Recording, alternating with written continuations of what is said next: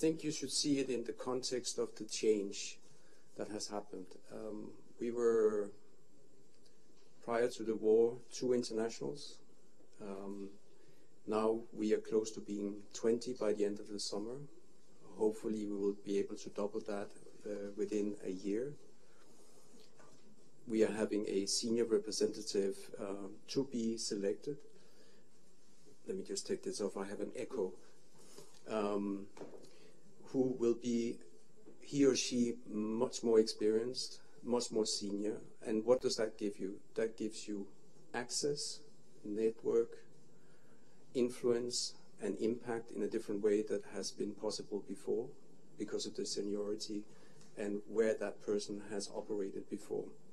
I don't have a name, but we will see when the person arrives. But I think you will see a notably difference in the way that the representation will act because of that. What's important about that person as well is the role, because it will be the civilian interface for NATO, which means that the person will speak for the mission, the representation in terms of capacity building, interoperability, and much of that long-term work that is going to be happening there. And if you will allow me just to say a word or two on the long-term work. Interoperability is boring. It's all about standards and requirements and so forth. But for NATO, it's incredibly important. And one of the untold successes of NATO dates back from the 1950s, in fact, which was all about setting standards so allies, they could work together when they had to fight side by side.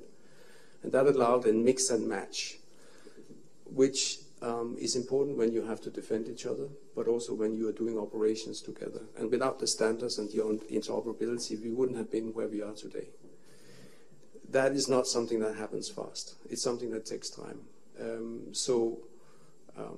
It's not when you're fighting a war, that's clear. Everything is short-term, you need capabilities immediately. But that long-term work is incredibly important because that also is a signal of deterrence in itself. And something that, as we move forward, the representation will be focusing a lot on. And moreover, that interoperability helps with integration. And the integration helps to getting closer towards membership. So it's part of that whole path. And we spoke earlier about membership, not there yet, close, is it close enough and so on. But you take part in that discussion about interoperability, you're there. So you have the tool actually to enable it partly by yourself as well. So that's also important. I think also you should see the representation and the build-up and reinforcement of this representation as a political signal, but it's also a signal of commitment. And there is an element of deterrence in that as well. There's a lot of effort and resources that are being put into this. So if I look at the sort of outcome and sort of synthesizing a little bit of what my colleague Tanya was mentioning as the outcome coming out of the summit, I see 3 things as an outcome. In the short term, there was a lot of bilateral assistance and capabilities that came into view.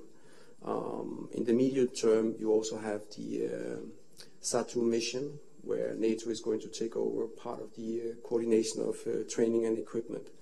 And one of the tasks there is working to develop future forces, which is very much what the representation will focus on. And that's where interoperability comes in. To do this, we need to make sure that we have those elements in place.